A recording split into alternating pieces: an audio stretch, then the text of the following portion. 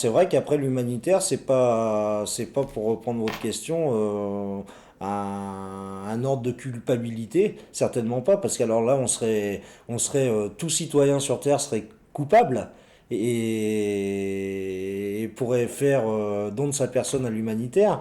Je rappellerai quand même qu'en France, on a aussi beaucoup d'actions humanitaires, notamment on le voit avec le SAMU social, hein, l'hiver quand les gens meurent de froid dans les rues, on le voit avec l'armée du salut qui distribue de la soupe. Je dirais que l'humanitaire ne touche pas forcément les pays les plus pauvres. Il faut quand même relativiser. Quand on voit notamment les restaurants du cœur qui distribuent des repas, c'est de l'humanitaire aussi. Et je dirais que chaque citoyen peut se sentir alors à ce moment-là coupable quand votre petite mamie qui est à côté, qui vit toute seule et qui n'a pas forcément un bol de soupe dans son assiette le soir. Est-ce que quelque part on n'est pas tous coupables?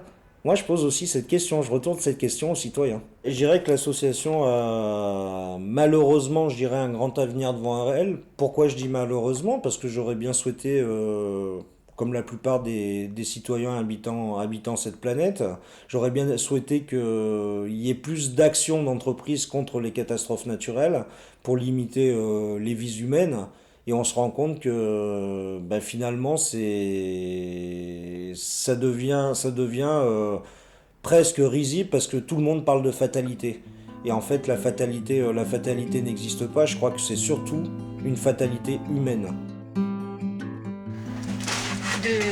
D'un collège, d'un autre collège. D'un collège à Maroc, donc nous allons côté encore tout ça. Voilà. L'association existe depuis 2002 sur Villeurbanne, donc moi je suis enseignante et je m'intéresse à l'éducation de mon pays d'origine parce que j'ai fait mes études au Maroc. C'était pas facile, et surtout pour les jeunes filles. Et pour le monde rural, donc comme l'éducation n'est pas obligatoire au Maroc, et surtout pour les jeunes filles, donc on essaie d'apporter la fourniture scolaire pour les scolariser, et c'est plutôt dans le monde rural là-bas. En fait, pourquoi? Parce qu'ils sont question d'argent. C'est question d'argent, c'est... Mais ça veut dire que surtout les filles. Pourquoi? Question de mentalité aussi. Ah, mais c'est ça en fait. Donc, en fait, ce que j'ai dit au début, c'est facile d'envoyer un garçon qu'une fille.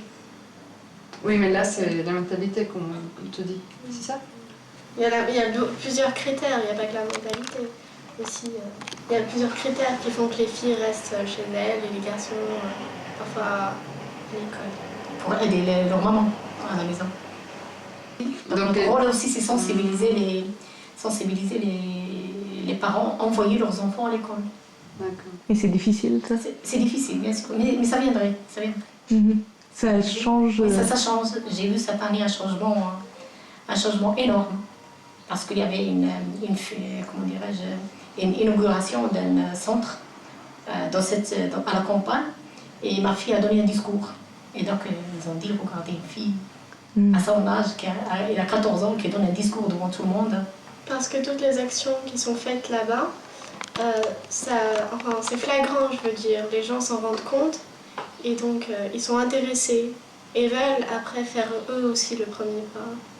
Qu'est-ce qui a déclenché ça en vous en fait? Qu'est-ce qui s'est passé? Ça m'a fait... C'est né en moi, donc depuis jeune âge, parce que j'ai fait mes études dans des conditions difficiles. Et on ne peut pas oublier ça. D'accord. Alors vous On essaie.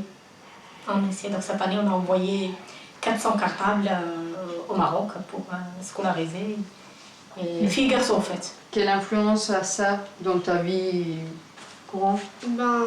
D'abord, le fait de voir ce qui se passe dans le Maroc, parce que la plupart des personnes voient le Maroc comme un pays beau, et c'est vrai, il y a le tourisme, il y a les monuments, ce qui est beau, je veux dire, les belles villes, Marrakech, Agadir, Casablanca. Mais ils ne voient pas parfois au fond ce qu'il y a, toute la misère, toute la pauvreté, toute la tristesse pour certaines personnes. Et moi, ça m'apprend d'autres choses. Et le fait que, comme j'avais fait cet été, donner un discours, au fond de moi, ça m'aide et j'ai plus confiance en moi. Je sais pourquoi j'aide ma mère. Mais c'est des principes, moi je dis. Quand on a des principes, rien ne nous arrête. On peut se cacher derrière la religion, on peut se cacher derrière n'importe quoi. Mais là, il faut avoir des principes dans la vie. Avant que ça soit un geste vers Dieu, comme on dit. Il faut que ça soit un devoir, pour moi. Il faut que ça soit un devoir. Ce qui rapproche l'humain à l'autre, c'est découvrir l'autre.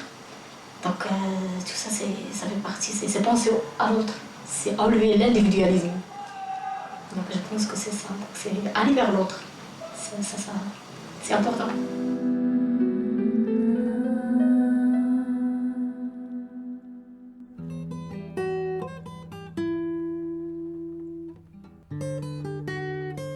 Humanitaire.